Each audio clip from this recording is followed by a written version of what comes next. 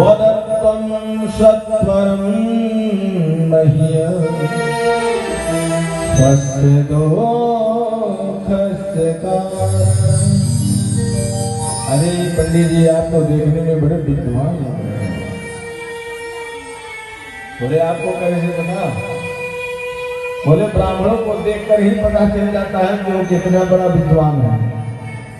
किसी के चेहरे को देख करके आप खुद पता लगा लेंगे कि वह कैसे विचारवान है या विद्वान है, गुणवान है, क्या है, तत्क्षण में पता चल जाएगा। बोले महाराज, मेरे पास सारी संपदा है, भगवान का दिया हुआ सब कुछ है, लेकिन उस धन का भोग करने वाला कोई संतान नहीं।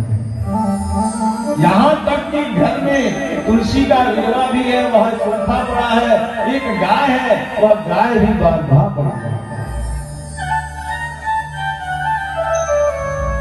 महात्माओं ने कहा कि जिस प्रकार से आप जो बातें बता रहे हो, यह पितृ दोष का भी लक्षण हो सकता है।